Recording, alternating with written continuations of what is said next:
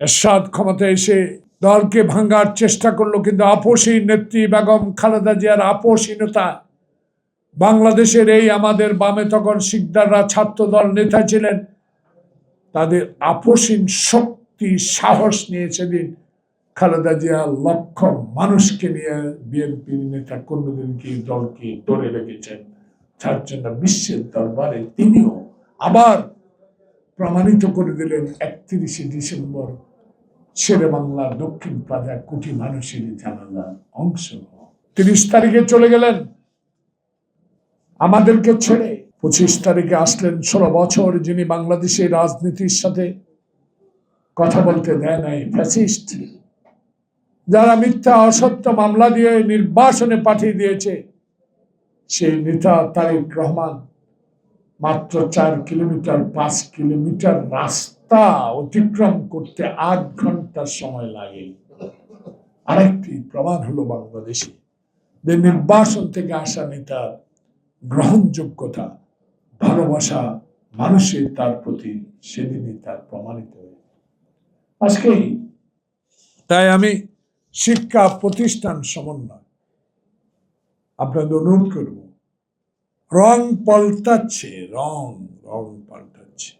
যারা খালেদা জিয়াকে জেলে রেখে একদিন কথা বলেন নাই, খালেদা জিয়া চিকিৎসার পক্ষে কথা বলেন নাই, তারাও আবার রং বদলাবার চেষ্টা করছেন, কাজ হবে না।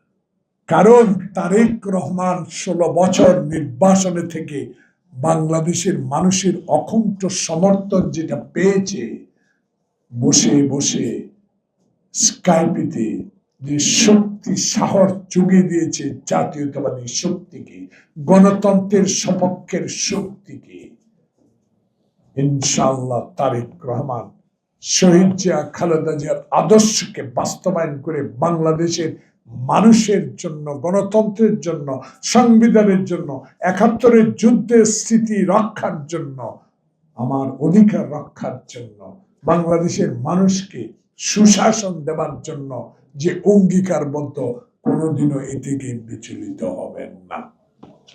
তাই আজকে আয়োজন করেন শহীদ জিয়ার জন্মদিন, খালেদা জিয়ার জন্য দোয়া, তারেক জনের জন্য দোয়া। এই কারণে তার বাবার আদর্শে সে বলেছে, আমার মার শেষ, I have a plan, we have a plan.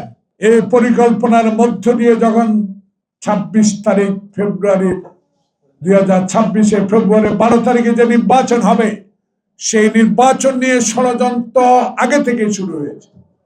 একটি চক্র, একটি গোষ্ঠী বাংলাদেশকে আরেকটি চক্রান্তে জড়িত করার হীন প্রচেষ্টা তারা চালিয়ে